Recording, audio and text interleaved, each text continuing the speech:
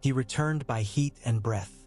Fire peeled him out of darkness as if a second skin, sloughing soot and the long cold of centuries from marrow that remembered dragons. The chanting came first, deep voices in the Balerion tongue, the rough Volantine accent rasping the holy name of the Lord of Light, syllables like hammered iron. Aegon drew a breath of smoke and ash and tasted salt from a river not yet seen. He stood inside a ring of fire, bare and tremoring with the shock of birth. His hair was the pale of old bone, his skin the pallor of something kept in a vault too long, yet his eyes burned, two live coals set deep. The temple was a cavern of heat. The pillars were fluted with dragons winding upward, their carved scales slick with soot and the sweat of priests. Blood smell lingered, the copper edge of sacrifice, though no corpse lay upon the flagstones. They had poured oil into the basins till it lapped like black wine, and their flames leaned toward him as if to greet their kin. It had the feel of war camp and forged together, the place men go to beg that fate might be bent. Azor? One intoned, and another said, eldest of kings, and another, sword of the morning that is to come. Their words slid over him as water over scales. He did not know the titles, not yet. He knew himself, and he knew the name they could not give him. Aegon. The sound of it rang in his ribs like a struck shield. Beyond the circle of priests and their bright eyes, the temple's great doors sighed with night wind from the Rhoyne, a river breath that cooled the sweat without gentling the blaze in his bones. He fell to one knee, steadying himself with a palm on the hot stones, and the heat did not harm him. The pain was not in skin but in memory, an ache of all the years between one heartbeat and the next. He found language like a sword where he had left it, oiled against rust by the care of habit. Where am I? The words came in high Balerion first, then in a rougher tongue that tasted of traders and rivermen, a cadenced Volantine the priests would know. What city is this, and who calls me from a king's sleep?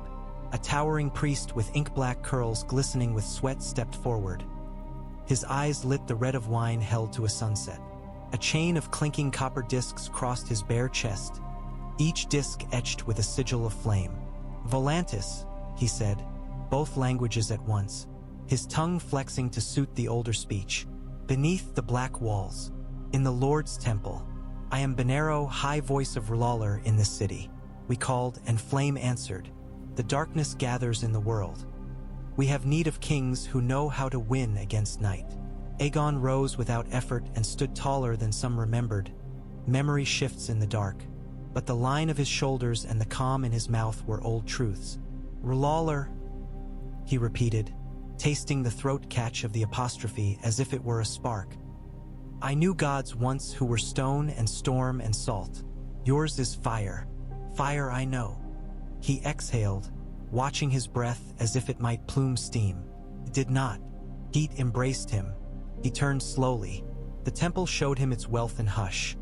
A golden brazier shaped like an open hand. A tapestry whose thread was real gold, dragon wings worked in gleam. A basin of polished obsidian where flames went to drink and came back with visions. The priests had daubed his chest with ointment that stank of cloves and resin, and he brushed his fingers through it, making a smear that smoked. There was a mark beneath, no scar, but the shadow of something that had once struck through mail. A memory of steel. He let it go. Where is my mount? He asked, surprising himself, for he had not meant to name the beast first, but the hollow inside him was shaped like wings. Look up, said Benero. Smoke drifted above the pyre. Then it gathered, as if a hand cupped it, and smoke became scale black, and scale black thickened to shadow with weight, and weight took breath. The skull that had loomed as a suggestion in vapor now foreskulled the air itself, and along its lines light crawled. Two embers opened where eyes had once gone out. Heat rolled up in a swell so strong that the priests staggered back and their shaven foreheads shone slick. Aegon did not move.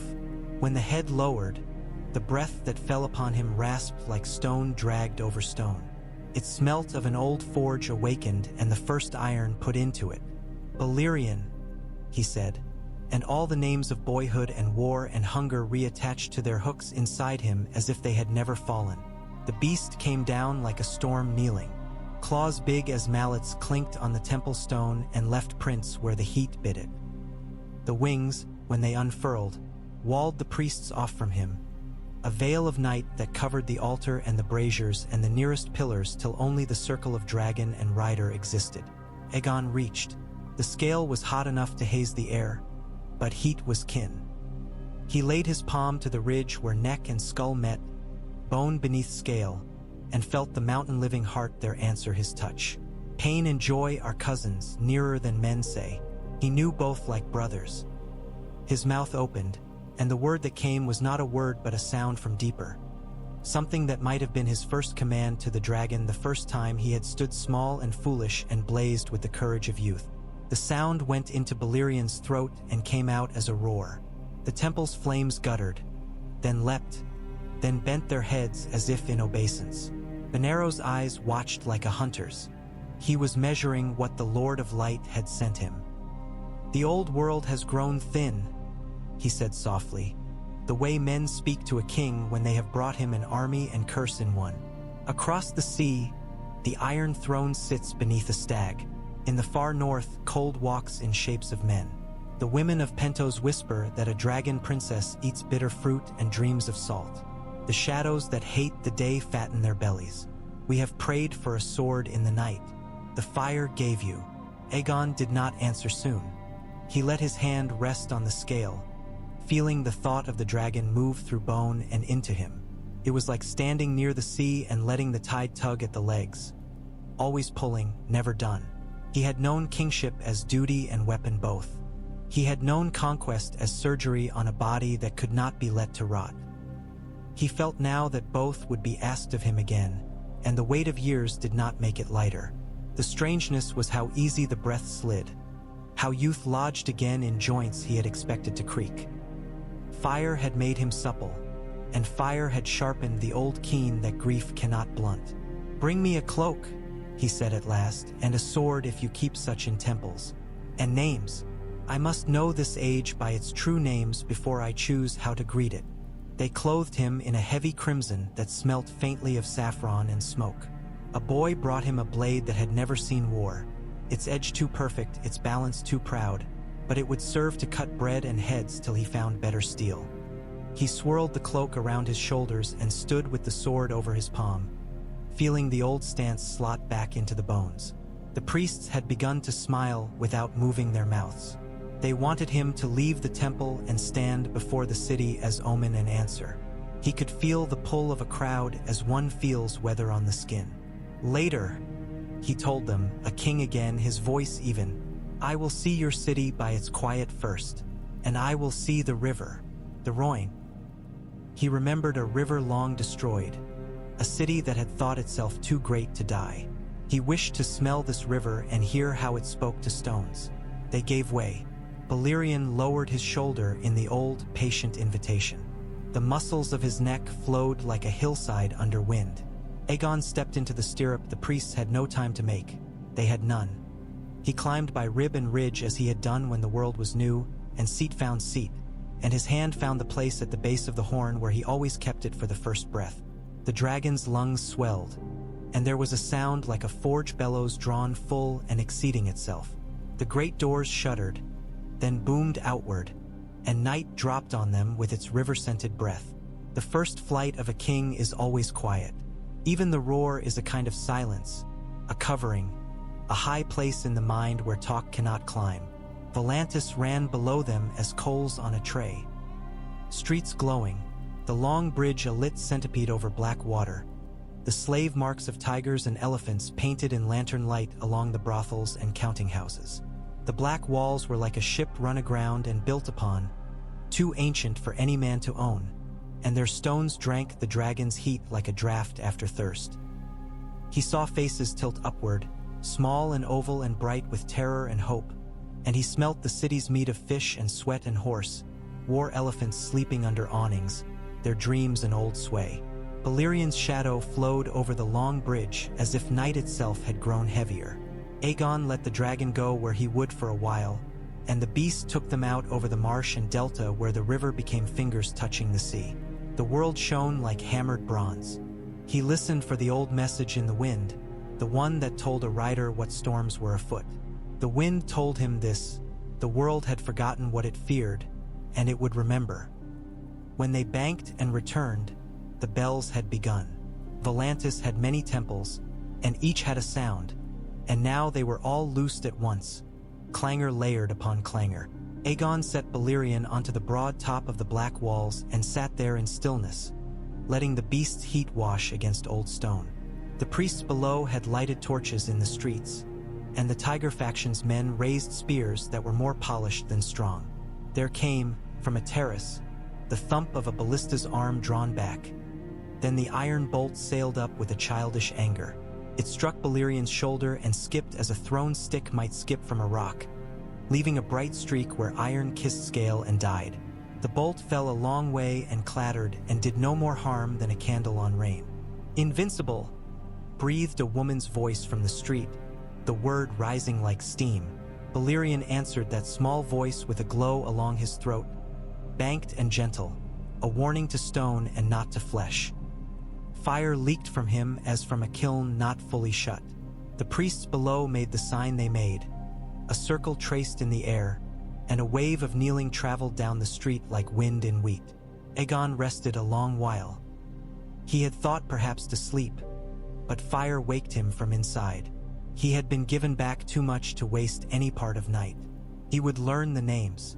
He would learn the age. Then he would choose the road. They brought him a map when he asked for one, rolled in cracked leather, its corners rounded by dust and unrolled hands. Benero laid it upon a low table as if it were itself a sacred thing, and perhaps it was. Men had died to draw lines on parchment as surely as they died at lines drawn on earth. Candles leaned their flames toward the ink. The Roin's braid was a black rope with many threads fraying toward the sea. The narrow sea was a broad stain, and beyond it, the hook of a land like a fist with 7 knuckles. "Westeros," said Benero softly. 7 kingdoms once. Now a stag rules them from a chair made of swords that were men's pride before they were his. Aegon traced the coastline with one finger, the familiar shape of a world he had made, distorted by the centuries of other men's hands holding it. "And Dragonstone?" he asked, the word like a taste from boyhood, salt and smoke in the mouth. "There," said the priest, and put 2 fingers down where the sea was ragged with black isles, "an old area of your kind, empty of dragons until tonight. Across the water, a king named Robert, whose hammer once broke a prince with a name your blood might remember. North of him, a lord named Stark whose home is made of stone and snow. The riverlands between are fat and often bled. To the east," he tapped the map on the other side of the sea, "a girl with your silver hair lies down to sleep in pentos and dreams of cities made of salt and bone. A brother full of wasps walks beside her. The slavers of this city have long memories and sharp noses, and they scent change in the wind. The factions wait, tiger and elephant both, to see which way the fire will burn. Some would douse it, some would carry it to their rivals' houses." Aegon listened. He did not sit. Standing, he saw more than men who crouched. "The north," he said, narrowing his eyes at the long gray smear where maps end in guesswork. "What darkness gathers there?" Benero's mouth thinned. "My fires show me shapes that used to sleep, eyes blue as knives in winter, and a dead forest that walks as if a drummer beats somewhere beneath the earth. Shadows love cold. Fire hates it. The first enemy is a cold hunger that forgets its own name." He touched the brazier. Sparks flew up as if he had put a blade into it. "But the road to meet that cold runs through men. It always runs through men." Aegon knew that as well as any priest. Men were the winter that came between summers. "I will go to Dragonstone," he said. "If it is as empty as you say, I will make it mine again. From there I will look west. But I will not go as a torch brought by a temple. I will go as a king who weighs his own wars." Benero bowed as far as a man bowed who had bent to few. "As the fire wills. We asked for a sword. We do not tell the sword where to cut." His eyes lifted. "There is one more name to set in your hearing. The Iron Throne's king rides north even now, to ask his old friend to sit the council that rules his realm. He goes to Winterfell, to the home of that Lord Stark I named. It is a place where old gods whisper through leaves no axe can tame. The world tightens its strings. The tune it will play is not yet born. But soon, Aegon's mouth made the shape of a rhinus. Kings and their old friends, he said. It is often the beginning of endings. He looked to the dragon that lay coiled half in shadow, half in candlelight, a hill with a black heart knocking inside it. The beast slept with one eye open, a fissure of ember under a lid. Balerion, Aegon murmured in the language that is more in throat than tongue. The eye opened a little more. We go to an island that keeps our bones. Then we watch. He did not sleep till dawn. He walked the temple's terrace and looked down on the long bridge with its knots of humanity knotting tighter as rumors gnawed at them. He listened to a boy's song drifting up about a king made of fire who would walk upon the water. He watched the Triarch's palanquins pass with their silken curtains drawn as if silk could keep out change. He watched elephants be watered, their small eyes old and patient. When the Rhine mist found him, cool and thin, he did not shiver. Heat had taken him for its own. The first sun opened the top edge of the black walls like a seam letting light bleed. Aegon turned to Benero. "Send word to your captains to keep the river clear where we choose to rise," he said. "The dragon's wings will make wind, and we do not desire to drown men who are not enemies." Benero inclined his head. "If men die this day in Volantis, it will not be because a king forgot to speak the warning." There was, below, a stir like ants discovering honey. Ballistae now stood on the hulls of rivercraft, their iron teeth glistening with morning dew. Men's bravado stiffens with daylight, Aegon thought. He had seen it before 1,000 dawns. He had loved men for that bravery that knew nothing and did not care. He mounted under the low sun and felt the old meeting at the spine where dragon and rider become a single animal made for height. The breath of the city came up to him. River damp, sweat, spice, smoke, 1,000 breakfasts burning. He lifted one hand, palm outward, and the gesture drew light. It leapt to his fingers and hung there in thin tongues, as if fire had been tamed and turned courtly. Priests drew quick breath. Aegon closed his hand. The flames went out like obedient hounds. He had not known he could do that. It did not surprise him that he could. The fire had left him gifts. The takeoff shook dust from stone. Balerion's wings clawed the air and the city answered, leaning back as one organism. When the beast banked low over the long bridge, the awnings and flags shook like leaves in a storm. Men raised bolts and iron flew. It pinged against black scale and fell into the river with sounds like plucked lyre strings. One bolt struck Aegon's thigh and went to pieces in sparks and splinters, the heat about him turning steel to a drunkard that could not stand. He did not bother to look down at it. They climbed until the city was a ring of light and water, and the sea opened its mouth patient and wide. The dragon tasted salt and rumbled, a deep pleased note. Aegon reached for that small current of flame he had made and found instead a deeper river. He let it lick along his arm, not burning, a scarf of heat that made the morning gleam. He would not be careless with it. Pride wasted gifts. He had made a realm once by choosing where not to strike. He would do the same with this. They turned their faces toward the smoke-blue east where Dragonstone lay like a black tooth bitten against the sea. Benero watched from the wall till they were no more than a scorch on light. Volantis breathed out as if released from a story it had feared and wanted both. Behind, ballista crews stood down without quite unlacing their pride. In the streets, the word began to pass in 100 tatters. Dragon, king, fire, again, again. Snow had fallen in the night and made the world honest. The old stones drank cold like wine and held it. Breath plumed from men and horses. The sky lay low and gray like a lid. The King's Road had shaken up into Winterfell an army's worth of dust and noise, and now the noise was laughter. The king's laugh was a big thing, and it hit the wall and came back, as if Winterfell itself answered with an echo from the days when kings of winter had laughed or roared or said nothing at all. Eddard Stark stood at the head of his house and watched the old friend become a stranger as he came down from his horse. Fat is the least of treasons, Ned thought, and then chided himself because it was unkind. Robert had worn youth like armor once. Now he wore it as a story, and he told it often. But the arms were still strong under the fur, and the eyes still knew truth when they saw it, and the hug was real. The iron of their mail clacked together, and for a moment they were young again and bloody with honor. "You've gotten thin," Robert said, and his grin broke ice. "The North starves you." "It feeds me plain," Ned answered, feeling the tug of old ease loosen the quiet knots he kept in himself. "Plain is best." The queen came behind the king like winter following the year. Her beauty had edges. The prince beside her shone. The Kingslayer flanked them, serene as a cat on a high ledge, gold catching gray light and making it warm, if only to itself. Children peered from the shadows of furs and wagons.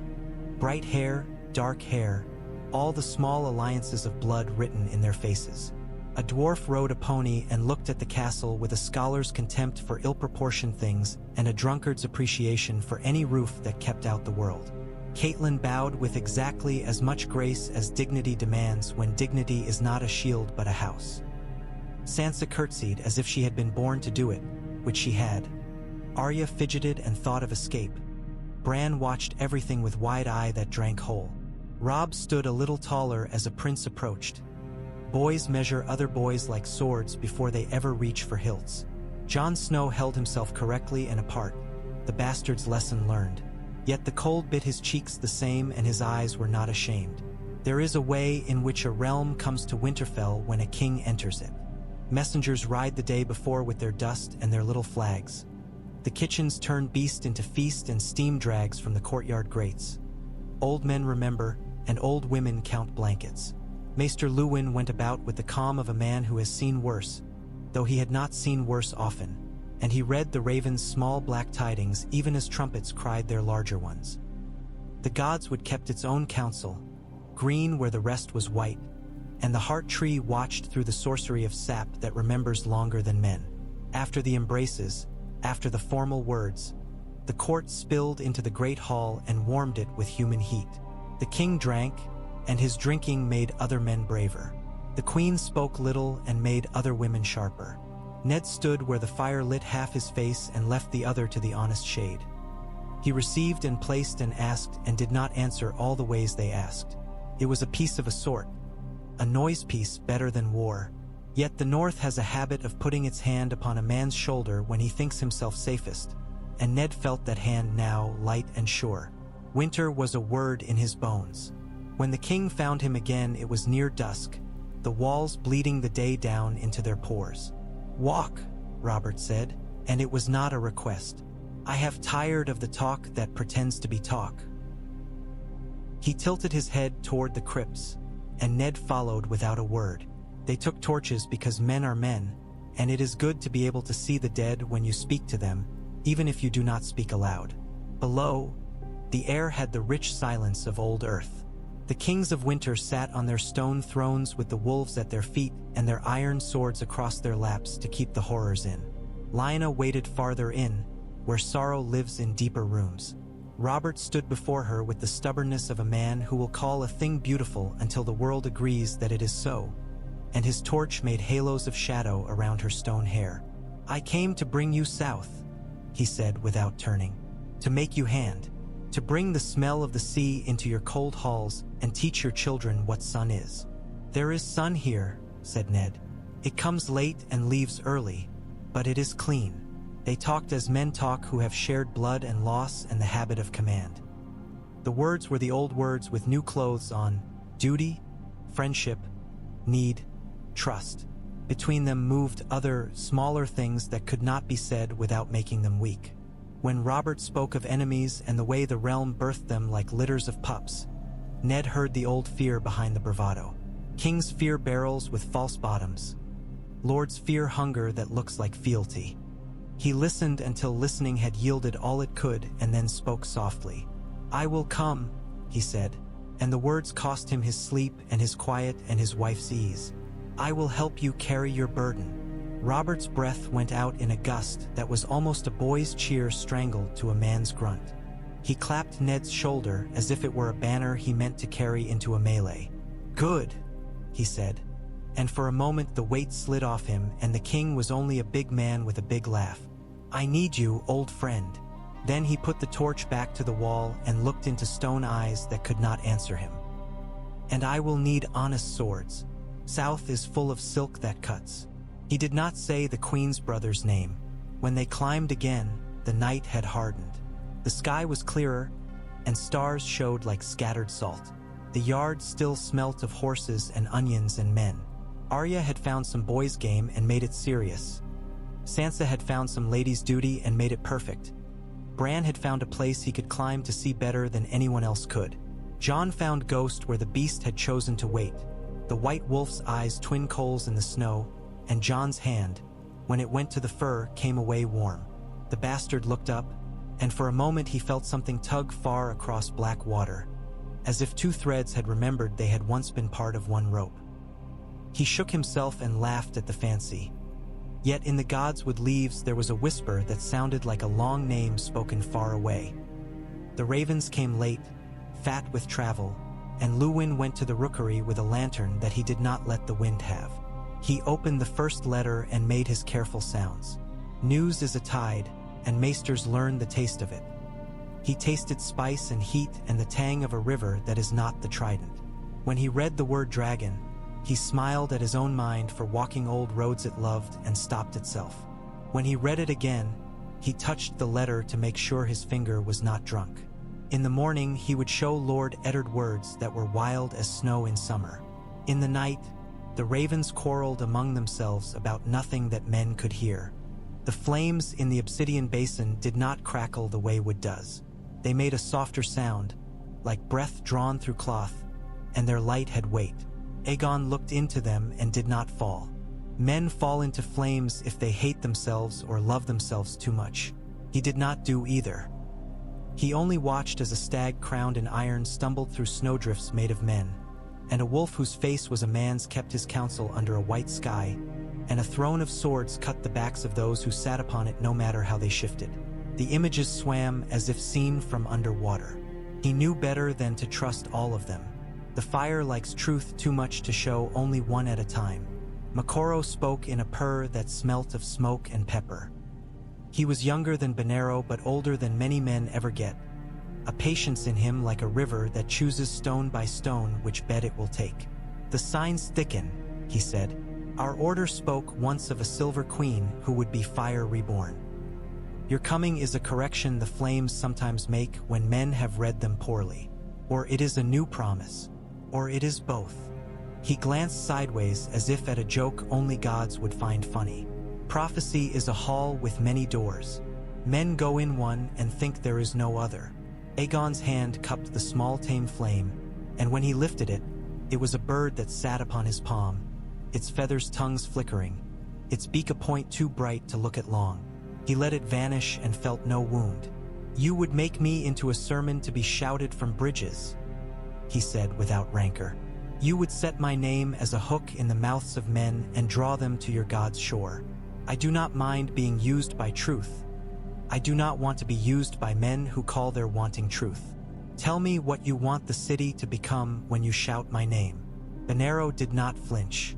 "Free," he said simply. "The chains in Volantis sound even when they are hidden under silk. I want them to rust and fall. I want men to be warm and not owned." His eyes went to the flames. "The God we serve burns chains. He also burns those who bring them." Aegon nodded. "Then we are not enemies, but I will choose my own battles and the hour I choose them. I am not a banner you plant overnight." "Kings are not banners," said Moqorro mildly. "They are winds. We listen to how they blow." He reached with an iron rod and stirred the flames. Images broke and ran together. For a heartbeat, Aegon saw a girl with hair like his own stepping into a bath that smoked while she did not. Then he saw men with faces like white wood walking a forest where the snow had voices. Then he saw an island made of black knives. "The island calls you," Moqorro said. "Go and take counsel of your father's stones. The temple will keep its own counsel. The city will stew. When you return, the stew will have thickened." The dragon stirred, the scrape of scale on stone a low thunder. Aegon went to him and laid his hand along the jawline where power sleeps. "We go at dusk," he told the priests. "The sea is better eaten when it is calm and pretending it is not strong." They went at dusk. Volantis watched them with its 1,000 eyes. Some friendly, some fearful, most greedy for a glimpse of a story that might put meat on their tables or chains on their rivals. Word had traveled faster than a horse could ride. The dragon was proof against bolts and heat, and his rider held fire like a toy. Sailors spat and made signs to keep off luck that is too large. Slaves tilted their faces from the shadows of their burdens and let a flick of hope unwind in their chests where no overseer could see it. Triarchs sat in rooms with screens and did numbers with beans and wished the world would not topple their careful piles. On the black walls, where a man could stand and see all the threads a city weaves in one weaving, a girl with a brand upon her wrist made by iron and shame looked up and forgot her pain for a breath. The dragon came across her face like a cloud and cast her in shade, and in that shade her mind made a promise to itself. If the world could give back what the world had thrown away, perhaps a small person could take back her name. The river widened to sea. The sun went down with the slow gravity of old kings on old thrones, and the last ray made a line upon the water like a blade laid down to show a man which way to walk. Balerion rolled his shoulders and tasted the salt. Aegon set his balance with the practiced ease that lives in the body after the mind has forgotten what it knows, and the dragon dove. Spray burst up all around them, and for a heartbeat they were inside a ringing bell made of water. When they broke through and climbed, Aegon laughed. The morning at Dragonstone was a lesson in hunger. Wind gnawed the edges of the cliffs. Gulls shredded the air with their hard voices. The sea chewed and spat at the rock. Aegon ate bread hard as truth and fish cooked quick over the flame. He called up with 2 fingers and a breath. He left the hall and walked out along a parapet whose stone had been licked smooth by weathers that had forgotten the men who built it. Below, the small town clung to the island like an idea men are almost ashamed to hold on to and would deny at court. Poor boats, poor nets, stubborn roofs. They stared when he came among them, not at the silver hair. There were old men here whose beards remembered such, but at the dragon behind him who moved as gentle as a ship and cast a shadow that made summer into winter for a heartbeat. A woman dropped a clay jar and did not curse because the words stuck in her throat. A boy laughed and then hid the laugh in his hands as if laughter were a blasphemy. Aegon took none of it from them. He went to the fish dryer's table and bought nothing because kings do not buy. He took a piece of smoked meat and bit it, and the salt made his eyes water with memory of other shores. He asked for names and got them, then kept them. A king's work begins with names and never ends. The sept stood white and patient. The godswood was a knot of green stubbornness, as if even here in stone and smoke the old gods had found a place to stare and say nothing. He went into neither. He went to the yard where boys practiced with sticks and told an old soldier to show him how men here now held swords. The soldier held the blade with the little modern crookedness of wrist that comes after long watching of other men's deaths. "We don't have much iron," he said without apology, "but we keep it sharp." "Do so," said Aegon, and took the blade and found it honest. He cut the air with it and made it sing and felt his wrist remember 100 balletic cruelties that had kept him alive. He handed the sword back. "You'll teach me your tricks, and I'll teach you mine. The sea will send us enemies we do not know the shape of. We will learn their edges quick." He did not raise his voice when he said it, but the yard held still for a moment as if the very rope ends and wood shavings had ears. By midday, he had walked the island's throat and asked it if it could swallow an army's noise. Could. He had watched Balerion take a wind that would have broken other beasts and make it into a toy. He had stood on a tower and looked west until his eyes ached and the world went from a line to a blur. In the blur he saw banners he had once made kneel and a chair he had forged so that no man who sat it would forget where power comes from. He saw a stag's antlers tangled in a forest. He saw a wolf on an old stone. He went back to the hall when the light went thin and asked for parchment and ink. He wrote a letter and burned it and wrote another and burned that one too. He did not trust a raven to carry a king across water. He would carry himself. But he wrote to remember, and he burned to keep the habit of fire. At dusk, he went to the mouth of the cave where the island's old heat breathes out and spoke to Balerion about the first time.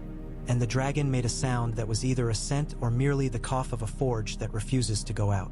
On the second morning, he flew west, not to cross but to taste crossing. He went halfway and then circled like a hawk who is too wise to strike before the mouse is fully out of its hole. He looked down on merchant cogs and galleys and the thin threads of wake they made upon the sea.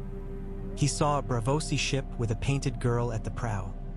He saw a Lysine pleasure barge with too much silk and too little sense. He saw, far off, something pale that skated under the water. He learned how the wind lay that day between islands, and he learned it with his body so that he could ride it blind later.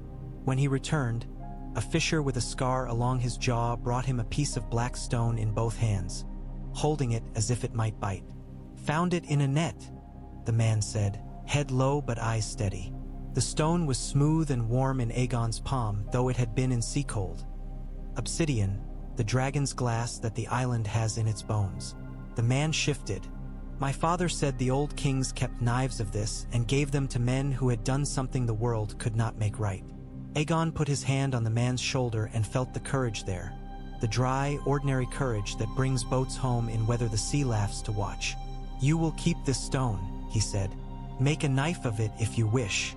The world may ask you for it." The man swallowed and nodded and went away backwards as if this were a kind of temple. In the evening, Aegon lit the braziers again without tinder, and the island had the look that stories give to places. Everything was itself and also itself remembered. He sat with Balerion's flank a yard from his chair and watched the great rise and fall that was breath. A king who rides a dragon must remember he is not himself a dragon. He must remember to sleep. He slept. He dreamed of North. He dreamed of Winterfell's heart tree and its face cut in old wood and the red that runs from eyes when sap is cold. He dreamed of snow falling so thick that sound became a thing you could peel with your hand and find silence beneath. He dreamed of men whose shadows were wrong. He woke with his hand hot and the stone cool, and he knew this. West was calling and he would answer, but not as a boy who runs to a fight to see if he is brave. He would answer as a surgeon answers a scream with a knife he has sharpened. The dawn after, the ravens found him, thick as crows on a battlefield. They were from islands nearer the mainland, from men who sniff a change in the wind and cannot help but send their notions of it on small black wings. The letters were full of words like omen and destiny and bargain and we pledge. There were fewer words like food and harbor and can you. He sorted them with the practiced cruelty of a commander who knows that hope is a currency that must not be spent on fancy. Then he burned them all and watched the ashes drift out over the sea like a gray weather. Across the water, in the castle of old stone and honest drafts, Ned Stark read a letter brought in the night and did not at first show that it had set a spark to anything in him. When Catelyn asked, he told her the words without the weight that had been tied to them. A Volantene captain had sworn that a dragon had flown the length of the long bridge, and men had knelt as if an old king had walked the river. "Sailors talk," he said gently. "Heat makes men see what they want, and Volantene wine makes liars of the most faithful." But later, when he stood in the godswood, he listened to the leaves, and the leaves told him nothing because leaves are good at being silent. He put his hand on the heart tree's bark and felt cold seep into him like advice. The king drank more that night, as if he had heard a rumor he would not speak. The queen's eyes were bright as polished knives. The dwarf had found the library and was happily insulting the bindings. The Starks slept as well as Starks do when change has come under their doors and taken a room that cannot be warmed. The world breathed in. It held that breath. And in the east, upon a rock that had taught men the meaning of the word bleak, a dragon lifted his head, and a king sat up with his hand in flame that did not harm him, and the sea began, very quietly, to make a path.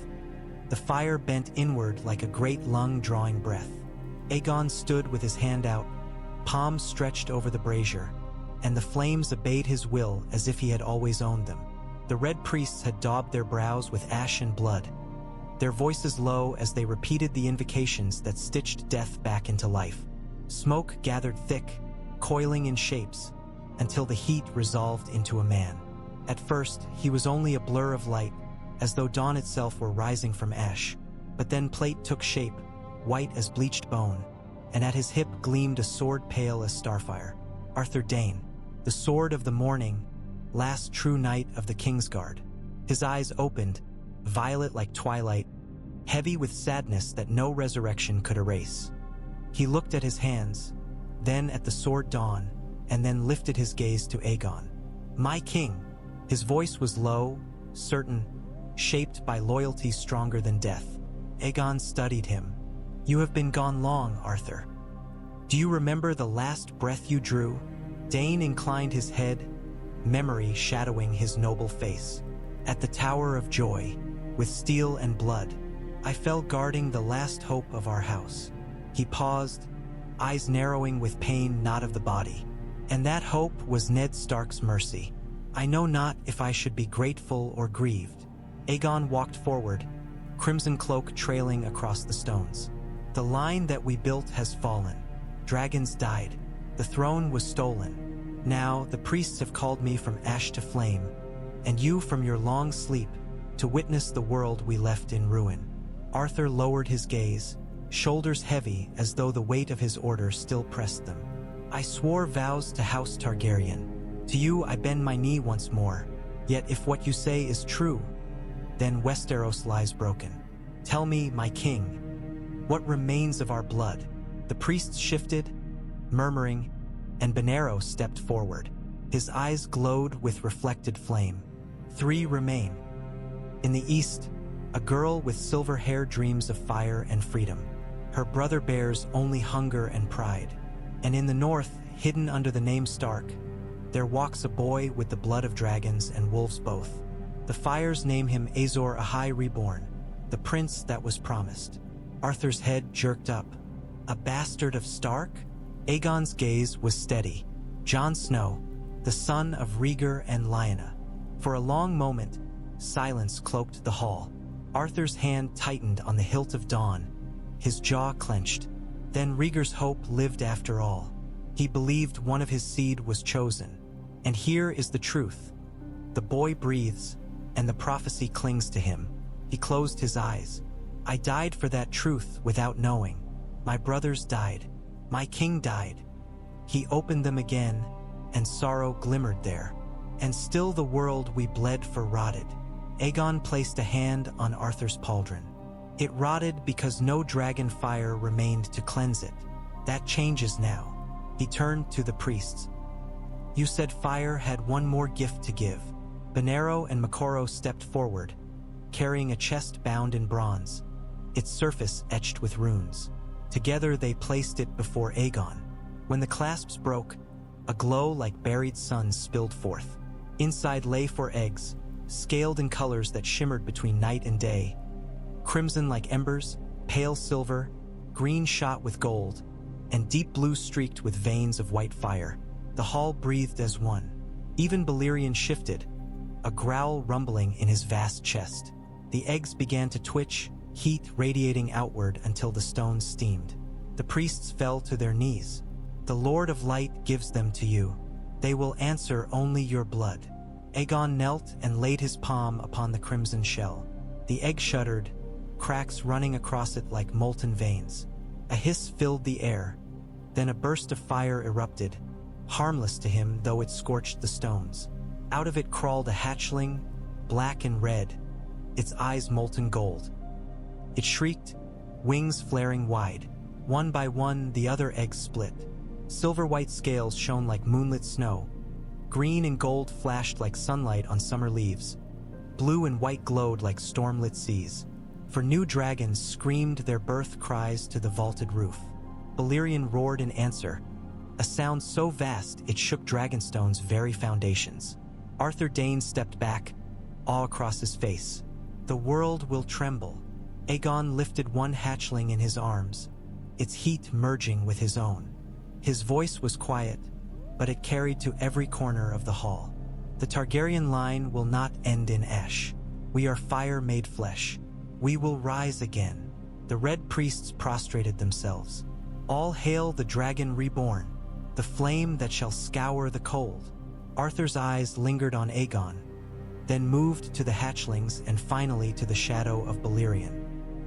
He bowed his head deeply, but when he lifted it again, his expression was not triumph but solemn grief. "Then we have work, my king. But let us not forget the price. Rhaegar's son must be found, Daenerys must be guided, and Westeros must be judged for what it has become. If the prince that was promised is truly born of both ice and fire, then the fate of all lies in his hands as much as yours." Aegon looked west, where the sea stretched to the land that had once been his conquest. His crimson cloak stirred in the wind. "Then let us begin."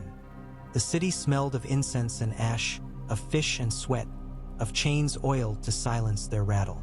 Volantis had always been a city of factions, its two great parties, tigers and elephants, forever at war through purse and dagger.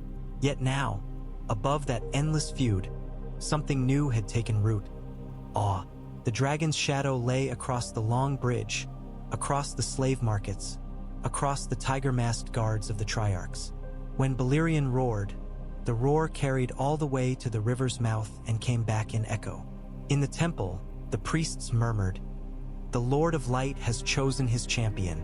The Conqueror reborn walks again." Aegon listened but did not bow to their words. He had accepted their flame, but he would not be their puppet. He sat in council with Benero and Moqorro by night, hearing the flames whisper prophecy and the red-robed men weave visions of destiny. By day, he walked the streets of Volantis in plain cloak, Arthur Dayne at his side like a pale ghost of a vanished age. Men feared him less when they did not see the dragon, yet always the rumor ran ahead. The silver-haired king reborn, who rode the mountain of Shadowfire, who carried in his blood the old empire of dragonlords. He saw the city as it truly was. Canals choked with barges, slavers' halls fat with silk, wharves where chains clinked as men and women were herded like cattle. He saw the black walls rising higher than any pride, their ancient Valyrian stones sheltering the great noble families who claimed descent from old Valyria. None had dragons, none had fire, their power was brittle stone. Arthur walked silent through those streets, but his violet eyes saw all. One evening, as they stood upon a balcony overlooking the Rhoyne, Arthur spoke at last. "This city is Valyria's corpse, my king. Its rulers live in memory, not in truth. They cling to ashes and call them flame." Aegon rested his hand upon the railing, his gaze fixed westward. "And Westeros?" Arthur's jaw tightened. "The stag sits where dragons once ruled. The lion claws at every crown. The wolf clings to honor while winter grows near. And the Targaryen name is little more than a curse whispered in wine-houses." His voice broke, faintly. "I bled for a line that rotted. Rhaegar's dream lies shattered." Aegon turned to him, firelight catching in his pale hair. "Not shattered, scattered. Dreams may yet be gathered again." He gestured to the 4 hatchlings curled in a brazier's warmth. "The dragon's live, fire lives, and the blood of the dragon runs still, east and north." The priests had spoken to him of Daenerys, a girl with silver hair across the narrow sea, last daughter of a slain king. They spoke of Viserys, her elder brother, a boy who had become a beggar and a schemer, dreaming of crowns he could not grasp. And they spoke of the boy in the north, Jon Snow, the bastard who was no bastard at all. One night, Moqorro brought Aegon to the basin of black obsidian flames. He bade him stare. The fire writhed, shaping visions. A girl stepping unburnt from a pyre, 3 young dragons shrieking at her side. A pale boy with a wolf's eyes and a sword of moonlight. A night without end rolling from the far north, blue eyes glinting in snow. "The prince that was promised," Moqorro intoned. "The song of ice and fire is his, the boy of wolf and dragon." Arthur Dayne sank to one knee, dawn gleaming like sorrow. "Lyanna est son, Rhaegar est son." Then Rhaegar was right. His sacrifice had meaning. His voice trembled. "But the burden upon that boy will crush him unless he is guided." Aegon's hand tightened upon the stone lip of the basin. "Then we will guide him. When the time is right, we will call him to fire. But first..." His eyes narrowed, his voice low as the growl of Balerion. We must root ourselves. Westeros has forgotten what it means to kneel to dragons. Volantis shall remember first. And so he stayed. The weeks stretched. Volantis bent beneath the dragon's shadow. Triarchs sent emissaries bearing jewels and promises. The slaves whispered prayers to Lawler, lighting secret fires in the night. Merchants bargained for the Dragonlord's favor, offering ships, coin, soldiers. All sought a share in the reborn legend. Aegon accepted none of their chains. He ruled from the temple, but not as a priest's thrall. He walked the streets with Arthur Dayne, speaking to fishmongers, to watermen, even to slaves. Slowly, a murmur began to spread. This king listened. This king remembered names. And always, above all, this king had dragons. The hatchlings grew, small wings stretching in the brazier's heat, their cries sharp as knives. They nipped at meat, they snapped at shadows, they curled around Aegon's arms without burning him. Balerion watched them, and sometimes he rumbled low, as if remembering his own youth in the bones of Valyria. Every night the fires whispered more, of Daenerys, of Viserys, of Jon Snow, of the cold coming from the north. And Aegon sat in Volantis, crimson cloak around his shoulders, Arthur Dayne's shadow at his side, for young dragons hissing softly near his feet, and Balerion vast and invincible in the dark. He waited, he gathered strength. He pondered the ruin of his line, and the prophecy that bound it still. The fire had given him back his breath, and now the fire asked for it in return. Each night, as the city hushed under its own weight, Aegon sat in the Red Temple with the priests of Lawler, watching the flames in the Black Basin. The smoke carried visions, but they were never steady. Faces dissolved into ash, crowns melted into waves, snow and fire tangled like warring lovers. Arthur Dayne stood ever at his shoulder, grim and noble, his face shadowed by a sadness that no resurrection could erase. He had been called back into a world where honor seemed a half-forgotten tongue. To him, Volantis was a carcass of Valyria, a city clinging to its lineage like bones in a tomb. "I see only ruin, my king," Arthur said one evening, his voice quiet beneath the drone of the priests chanting. The banners of the dragon fell, and in their place rose wolves, stags, and lions. Your line bled for a throne that became a grave. Aegon's hand hovered over the flames, and tongues of fire curled obediently around his fingers. Then let us make the grave a pyre. Out of pyres, kings are born anew. His gaze shifted to the hatchlings at his feet. One, crimson-scaled and sharp-toothed, hissed as though in agreement. The dragons have returned. That is no accident. The priests murmured affirmation, their faces shining with sweat and fervor. The Lord of Light gives what the world needs, said Benero, his copper medallions clinking as he leaned forward. And what it needs is fire. Ice gathers in the north, shadows with blue eyes. Only flame can scour them. Makoro's deep voice followed, rumbling like coals beneath bellows. The boy in the north carries both ice and fire in his veins. The bastard, they call him, though no bastard he is. Jon Snow, the prince that was promised. Arthur drew in a sharp breath. His hand tightened on Dawn's pale hilt, as though the name itself had weight. Rhaegar's son, he whispered. Lyanna's son. My king, I fought to guard him without knowing what he would become. And now all Westeros rests on his shoulders. Aegon's eyes smoldered.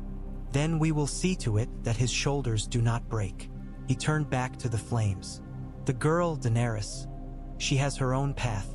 Viserys is weak, a moth chasing fire.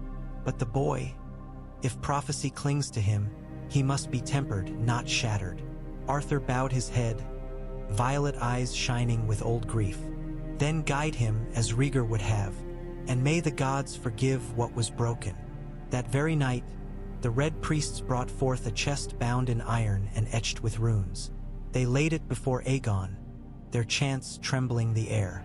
When he unlatched the clasps, the hall filled with radiance. Inside lay 4 eggs, their shells pulsing with inner heat. Crimson, silver, green, and blue. The priests fell prostrate. The fire gives again, they whispered. Aegon touched the crimson shell. It cracked beneath his palm, fire bursting forth in a blinding gout. A hatchling clawed its way into the world, shrieking its claim. One after another, the shells split, until 4 dragons sprawled upon the stone, scales gleaming, wings trembling. Balerion, ancient shadow of flame, raised his head and roared, a sound so vast that the long bridge shuddered and the Royne quivered under moonlight. Volantis below heard it and fell to its knees. Arthur Dayne stood in awe, his face pale in the firelight. The world will tremble. Aegon lifted the crimson hatchling, its molten eyes locking on his. His voice was low, certain. No, the world will burn. And so he remained in Volantis. Days stretched into weeks. The city was no longer its own master. The Triarchs schemed behind silk curtains, the tigers sharpening daggers, the elephants counting coin. Yet neither faction dared strike openly. Not with Balerion looming above the black walls, his breath hot enough to melt their ballistae. Slaves whispered prayers in the night, lighting hidden flames. Merchants brought tribute. Captains offered ships. But Aegon accepted nothing that bound him. He was not their Triarch, not their chained king. He was Dragon. Arthur Dayne walked beside him through the markets, through the wharves, through alleys where chains rattled in the dark. Everywhere eyes followed. Everywhere whispers clung. The Conqueror reborn, they said. The dragon of fire and shadow. The hand of R'hllor. And in the temple, the flames whispered of Daenerys, of Viserys, of Jon Snow, of the north, where cold eyes waited in the dark. The hatchlings grew each day, their cries sharper, their wings stretching wider. They snapped at shadows, hissed at priests, curled around Aegon's arms like burning serpents. Balerion watched them all silent, as though measuring the worth of heirs. One night, as storm rolled over the Royne and lightning split the sky, Arthur stood beside Aegon atop the black walls. Below, thousands knelt in the rain, their torches sputtering, their chains clinking in rhythm. "Do you see them, Arthur?"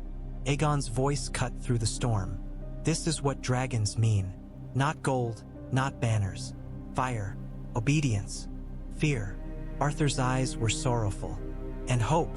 Do not forget that, my king. Fire warms as well as burns." Aegon said nothing, but his gaze turned westward, across the sea, toward the land that had forgotten dragons. And still he waited, still he gathered, still he let Volantis tremble beneath his shadow. The long bridge was older than most kingdoms of men. A stone spine arched across the great river, its flanks crowded with stalls and hovels and shrines.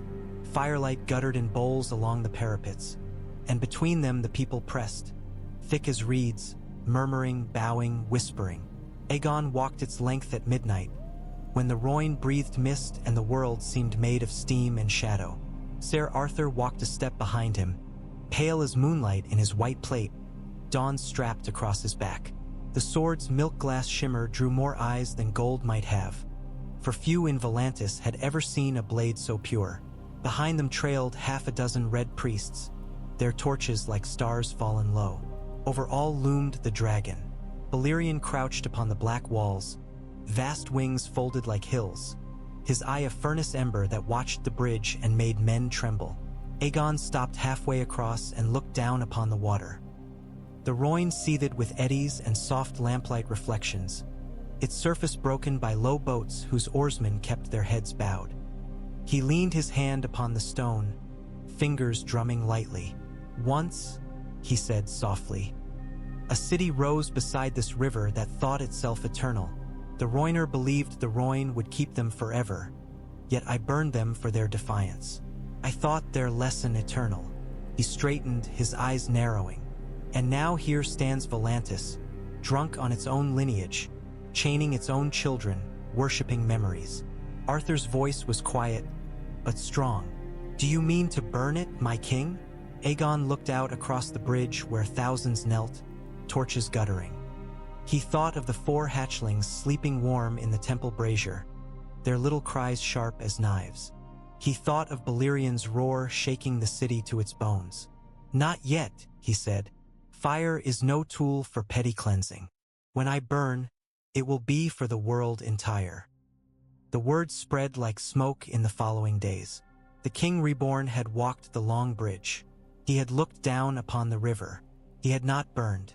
Whispers grew that he was merciful, that he was wrath restrained. And men feared him more for that than if he had slaughtered 1,000. In the Red Temple, the priests pressed their advantage. Benero, his eyes wild with fervor, proclaimed sermons atop the temple steps, crying that the Lord of Light had sent his chosen. His voice carried across the crowds like iron dragged over stone. The Conqueror lives, fire walks again, and with him, the long night shall be burned to ash. The slaves listened most keenly. They lit secret candles, tiny flames hidden in broken jars, whispered prayers over scraps of meat. In dark alleys, they drew the sign of the flame on walls, scratching it deep with broken nails. Hope was more dangerous than steel, and Volantis was beginning to tremble with it. The Triarchs argued behind their black silk screens. The tigers called for soldiers, for chains, for the dragon to be challenged. The elephants counseled coin, bribery, alliances, but neither dared move openly. Every man remembered the ballista bolt that had glanced off Balerion's scale like a child's toy. The hatchlings grew. Each day they stretched their wings further. Each night they hissed more fiercely at shadows. One, silver-scaled and sharp, clambered onto Aegon's arm, curling about him like living flame. Another, green and gold, tried its teeth on the temple pillars, leaving scorch marks where its breath escaped. The crimson one fought its siblings constantly, shrieking with hunger, while the blue and white hatchling was quiet, eyes ever fixed on the sea. Arthur watched them with a knight's solemn awe. "When last I lived," he said one evening, "the last dragons were but stunted beasts, no larger than hounds. To see them reborn, fierce and growing, it is as though the gods themselves have taken pity." Aegon stroked the silver hatchling scales. They shimmered under his touch, heat radiating into his palm. "Pity?" He smiled faintly. "No, Arthur." "Not pity. Balance. The world never allows ice to rise without fire answering." Arthur's face grew grave. "Then the cold in the north is true." "It is more than true," Aegon said. "It comes, and when it does, the boy Jon Snow will stand at its heart. That is the song the flames sing." Arthur lowered his gaze, voice breaking with quiet grief. Then Rhaegar was not wrong. He saw it in dreams. He gave his life for prophecy, and I gave mine beside him. I only wish he could have lived to see his son. "You see him now," Aegon answered. "In visions, in fire, and one day in flesh. That will be enough." Volantis simmered. A city cannot kneel forever without choosing whether it kneels in truth or in rebellion. The tigers gathered their sellswords. Men hardened from the summer isles to the disputed lands. One night, in secret, they loosed assassins into the temple, masked and silent, blades poisoned. Arthur slew 3 before their feet touched the brazier's glow. Dawn cut through them like pale lightning, its edge so clean it left no scream behind. Aegon stood unmoved, flames wreathing his hand, and when the last assassin lunged, he merely closed his palm. Fire erupted, consuming man and steel alike, until nothing remained but ash drifting on the floor. The priests fell prostrate. "A sign!" they cried. "The Lord of Light burns our enemies in his chosen's hand." Aegon looked upon the ash, his face unreadable. "No," he said, "not a sign. A warning. Tell your tigers. The next who try me will find Balerion's shadow in their homes." The message spread like wildfire. Assassins ceased. The tigers grew cautious. The elephants leaned closer, offering ships, gold, influence. But Aegon accepted only names. He gathered knowledge of every captain in the harbors, every sellsword company, every faction. Power lay not only in flame but in knowing where to strike it. One evening, as the Rhoyne steamed with mist, Conqueror led Aegon once more to the obsidian basin. The fire flared high, shadows bending. Aegon stared until visions swam. a girl stepping unburnt from a pyre, 3 dragons shrieking at her side, a boy with a wolf's eyes, a sword of light in his hand, the wall, ancient and cold, cracking under blue-eyed hordes. Arthur knelt beside him, dawn across his lap. His voice was hushed, awed. Jon Snow, Daenerys, the song of ice and fire. Moqorro's voice rumbled like coals. And you, my king, are the fire that will guard them until their hour. Without your flame, the song falters. With you, it burns. Aegon drew his hand back from the fire. His eyes were dark, heavy with thought. Then so be it. Volantis will be my forge. And when I leave it, I will carry steel enough to shape the world anew.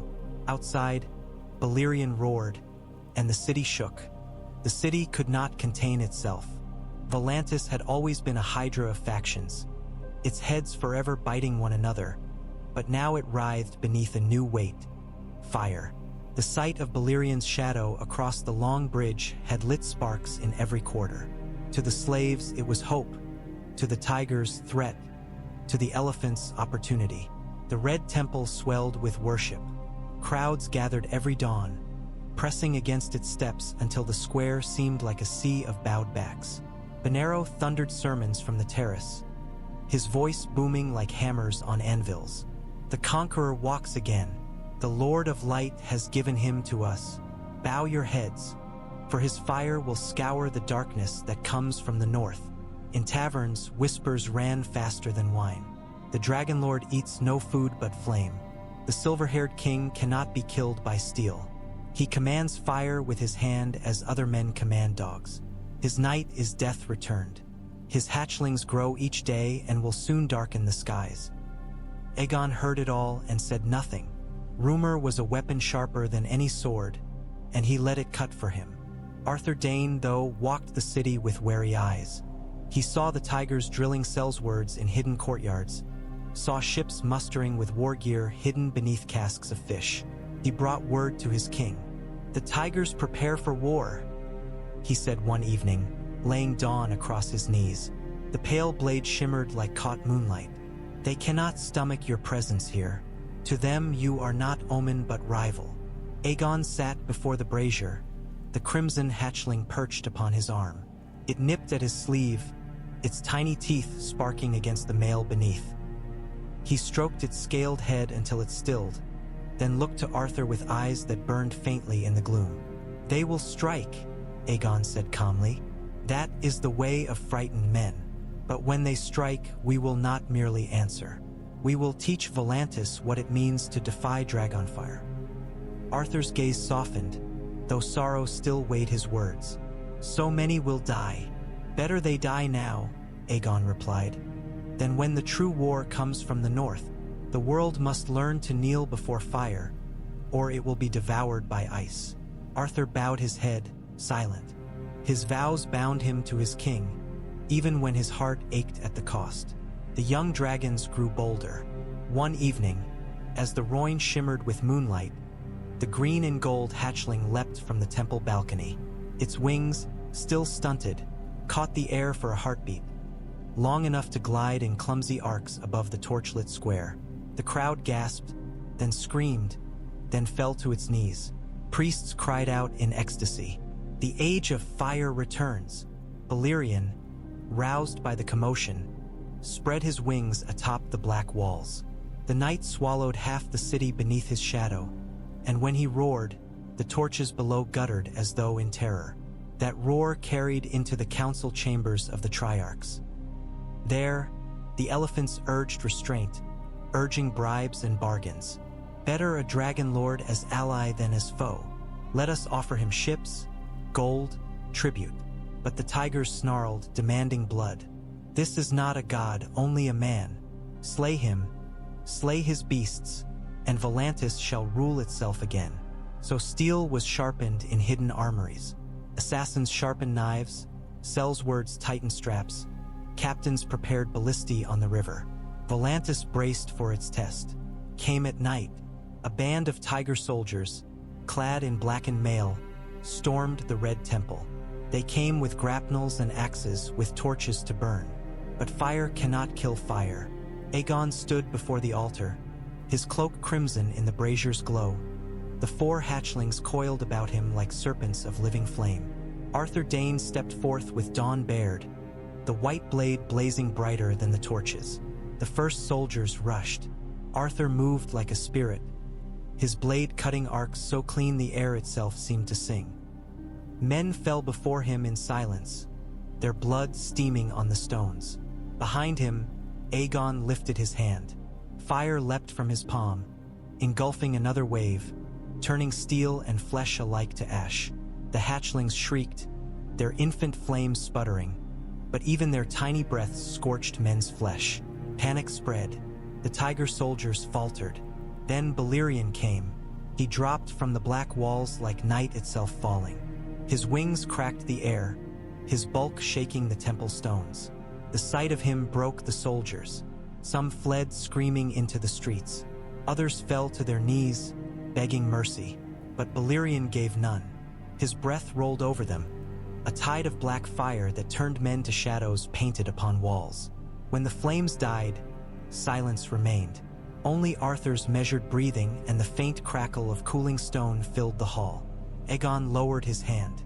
The hatchlings coiled tighter about him, their eyes gleaming in the aftermath. He looked down upon the ash that had been men. "Volantis has chosen," he said quietly. By dawn, the city knew. The tigers had risen against the dragon and been burned from the world. The elephants, terrified, scrambled to send envoys laden with gold and ships. The slaves whispered in secret corners that the Dragon Lord would break their chains. The Red Temple swelled with worshippers until its steps could not contain them. Arthur watched it all with solemn eyes. To him, it was a replay of Westeros long past. Factions scheming, kings burned or broken, the innocent caught beneath crowns. He confided in his king one night as they stood upon the temple balcony, the Rhoyne gleaming darkly below. "Is this truly the path, my king? To conquer again with fear and flame? We saw where conquest led. The dragons died. The throne devoured your heirs. I swore my life to Rhaegar because he dreamed of a better world, not merely a burning one." Aegon turned to him. Firelight cast his features sharp, his eyes glowing faintly like coals. "Do you think I do not see the ruin of my line? I watched it all in the flames. My house devoured itself because it forgot what it was. But this time will be different. This time, the fire is not for crowns or for pride. It is for survival. The cold is coming, Arthur. The true enemy is not stag or lion or wolf. It is death. And death cannot be met with mercy." Arthur lowered his gaze. "Then may the gods grant you are right." That night, Aegon dreamed. He stood in a field of snow. Shadows moved, tall and pale, their eyes blue as burning ice. At their head strode a figure crowned in frost, its spear tipped with night itself. The cold cut him to the bone. Yet in his hand he held fire, and it burned brighter than any torch. Beside him stood a boy with a wolf's eyes and a blade of light. A girl with silver hair commanded dragons above. Together they faced the tide. When Aegon woke, his hand still smoldered with flame. The city bent, not all at once, but bend it did. Volantis was too vast to fall to its knees in a single hour. Yet day by day, step by step, the weight of the dragon pressed down upon it until the bending became inevitable. The tigers dared no further strikes. Their last gambit had ended in ash, their soldiers reduced to shadows painted on temple walls. They skulked now in their halls, gnawing at their fury, whispering revenge that never came. The elephants flourished instead, fat with bribes and gifts, sending tribute daily to the temple steps. Ships, spices, coin, even slaves freed in the Dragon Lord's name. They bent with smiles, but fear still lived in their eyes. And the slaves, the countless thousands who carried the city upon their backs, had begun to hope. That was more dangerous than any army. In alleys and cellars, they lit hidden candles. They spoke of the silver-haired king who walked among them, who remembered names, who listened. They called him not only Conqueror, but Deliverer. Aegon did not crown himself. He did not sit a throne of silk or gold. He held no council with triarchs, no court of merchants. He ruled from shadow, his will spoken in quiet commands, his presence enough to silence factions. Each morning he walked the city, Arthur Dane at his side, the hatchlings perched upon his arms or shoulders. The people parted before him as water before a prow. Some reached out trembling hands, some whispered blessings, some bowed until their foreheads touched the stones. Aegon gave them no speeches, no promises. He gave them fire. When a slaver struck his bondsman in the street, Aegon lifted his hand. Flame leapt forth, engulfing whip and wrist alike, leaving nothing but ash. The crowd roared, the slaves wept, and the slaver's house emptied itself of chains that very night. Arthur watched it all, torn. He had followed kings before, had seen what crowns did to men, what fire did to cities. Yet when he looked at Aegon, walking silent through the smoke, he saw no vanity, no greed, only a relentless certainty, as if the fire itself willed him forward. The hatchlings grew restless. They snapped at priests, hissed at shadows, spread their wings wider each day. One dusk, Aegon carried them to the black walls where Balerion crouched, his eye burning. The young dragons screamed at the sight of him, yet did not cower. They stretched their wings, beating the air, until one, silver-scaled, leapt from the parapet. For a heartbeat it fell, then the air caught its wings, and it glided clumsily across the Rhoyne before crashing into the shallows. The crowd on the bridge shrieked, half in terror, half in ecstasy. Priests cried out, "The children of fire take the sky!" Balerion rumbled low, his ember eye watching. He spread his wings, vast as the city itself, and lifted into the night. The sky vanished under his shadow. The hatchlings shrieked in answer, their voices tiny but fierce, and the city trembled with the sound of dragon song reborn. That night, Aegon stood before the basin of obsidian flame. Conqueror stirred the fire until vision swam. Aegon saw again the girl with silver hair, stepping unburnt from a pyre, dragons screaming above her.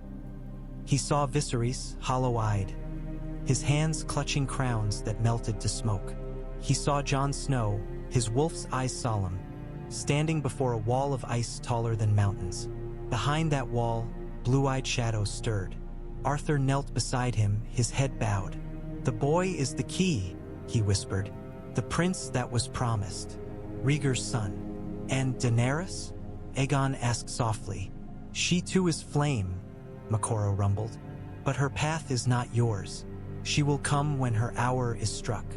The boy, he is the song itself, ice and fire in one." Aegon closed his hand over the flame until it hissed and bent to his will. "Then we will prepare him. When the time comes, he will not stand alone. The north breeds wolves, but wolves die in winter. Only with dragons will he endure." Volantis bent further. The tigers shrank, the elephants fawned, the slaves whispered. Yet still unrest brewed. Too many chains clinked in hidden courtyards. Too many knives were sharpened in shadow. Fire had cowed the city, but fire never sleeps. It waits, restless, hungry. Arthur Dane knew it. He kept his vigil, dawn ever near, his heart heavy with the knowledge that the true war was not in Volantis, nor even in Westeros, but in the long night to come. Yet each day he watched the hatchlings grow. Each day he saw Balerion's shadow darken the Rhoyne. Each day he walked behind the reborn Conqueror, and hope, fragile and dangerous, stirred in him too. Candle that concludes Part 3, 800 words worth of pacing, continuing the uninterrupted flow. Volantis fully bending under Aegon's looming presence, the hatchlings beginning to fly, the people whispering him deliverer, and the prophecy of Jon Snow sharpened. Would you like me to carry on straight into Part 4, 800 words? Where Volantis faces open revolt, the new dragons are blooded in fire for the first time, and Aegon begins to speak openly of Westeros? The city snapped. Fear can bind for a time, but fear curdles when men convince themselves it is a lie. The tigers could not abide the worship of slaves, nor the chants rising at dawn for the Conqueror reborn. One night, as thunder rolled over the Rhoyne, they struck openly. Steel rang on stone. Their banners unfurled on the long bridge, tiger-striped and crimson, as soldiers marched in full array. Sellswords, mercenaries, even war elephants armored in bronze. Ballistae clattered into place along the parapets, their bolts tipped with iron meant for dragonscale. The air filled with the roar of horns and the harsh chanting of men who believed themselves bold.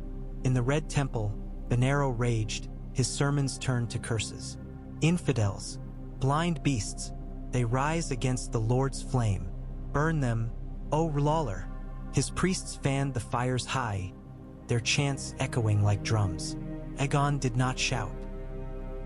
He stood at the temple gates, the crimson hatchling curled on his arm, the silver one upon his shoulder, the green and blue circling overhead in sharp cries. Arthur Dayne stood at his right hand, dawn naked in the stormlight, its pale glow cutting through the mist. Above them loomed Balerion. The black dread spread his wings, the span of them blotting out half the city. His ember eyes fixed upon the long bridge where thousands now massed. Aegon raised his hand. Flame coiled about his palm like a tame serpent. His voice was calm, steady, carrying farther than any horn. You would fight fire with steel. Steel melts. You would fight flame with fear. Fear feeds flame. You would fight me, Conqueror reborn, with elephants and chains. I broke empires greater than you when first I walked this world. Bend or burn. The tigers answered with a flight of bolts. Iron hissed through the storm, striking stone, shattering columns, clanging off scales. One bolt scraped Aegon's arm, but the fire about him bent it, snapping the iron to sparks.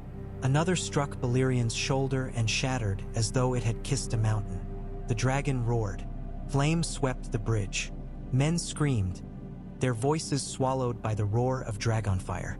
Bronze armor melted. Elephants shrieked as fire consumed their hides. Ballistae cracked, their crews incinerated where they stood. The long bridge became a furnace, its stones glowing red, its shops and shrines collapsing into the river below. Arthur moved like light. Dawn cut through the tiger vanguard that dared rush the temple gates, cleaving armor and man alike, its edge unstained. His white plate gleamed with firelight, and his face was calm, sorrowful, even as he slew. The hatchlings tasted battle for the first time. The crimson one shrieked, belching sparks, latching its teeth upon a soldier's helm and tearing. The silver one dove, claws raking faces. The green spat a gout of smoke that choked men blind, while the blue hissed lightning bright flame into a knot of fleeing archers. Balerion's fire washed across the bridge, and when it cleared, only ruin remained. Stone cracked and sagged into the river, corpses blackened beyond recognition. The tigers broke. Those who could still run fled, screaming into the night. The elephants locked their gates and prayed behind silken curtains. Volantis knelt. By dawn, the long bridge was half a ruin, smoke still drifting from its shattered shops. The Rhoyne carried charred wreckage and the blackened hulks of elephants downstream. The Red Temple Square swelled with thousands. Slaves, freedmen, merchants, even nobles who dared risk the priest's wrath. All fell to their knees when Aegon stood upon the steps. His cloak was scorched, his arm bloodied where a bolt had grazed him, his dragons hissing upon his shoulders. Arthur stood at his side, dawn planted point down, his armor streaked with soot and ash. Behind them, Balerion crouched like night-given flesh, his breath smoking. Aegon raised his hand, and the crowd hushed. "You sought proof," he said, voice ringing. "Proof that fire rules still. Look upon the bridge.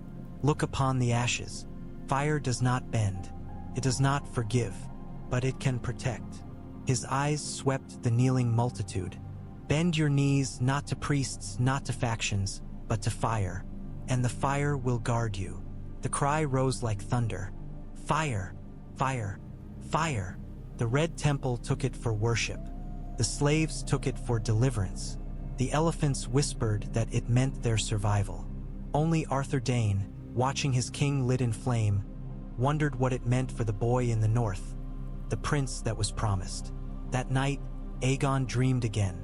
Snow, endless snow, a wall of ice crumbling. A boy stood there, wolf's eyes glowing, a sword of light in his hand. Behind him came shadows with blue eyes, death marching. A girl with silver hair soared above upon 3 dragons, and at their center stood Aegon, fire blazing from his hand, his own dragons screaming. But in the dream he saw something more. The boy Jon Snow looked not only at the enemy, but at him. Their eyes met, fire and ice, and the boy's lips moved. A word formed, carried by wind. Father. Aegon woke, flame in his palm, heart heavy. The tigers had been broken in a single night, their banners reduced to smoke drifting downriver. But Volantis was too vast to bleed itself dry at once, too stubborn to accept truth without struggle. After the fires cooled, after Balerion folded his wings and slept, the city entered a strange stillness, a silence more dangerous than cries of revolt. The elephants bent first, sending envoys draped in silks and jewels. They poured tribute upon the temple steps. Casks of gold, bolts of Myrish lace, fleets of galleys pledged to dragon service. They begged recognition.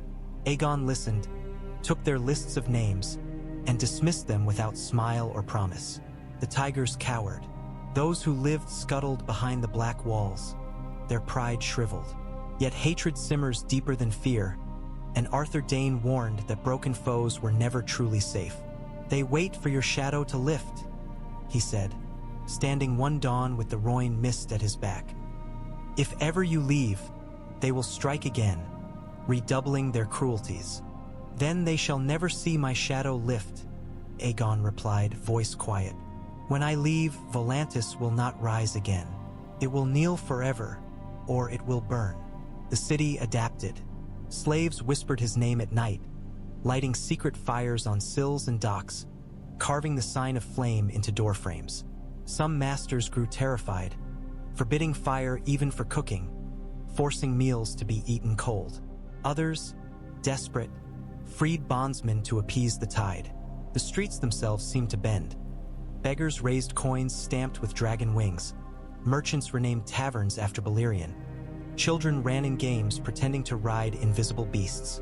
Arthur Dayne watched with wary eyes. He saw worship turning to frenzy, fear becoming faith. It is Rhaegar's dream again, he murmured one night. Dawn laid across his lap as he sat alone in the courtyard. A dream of fire saving men.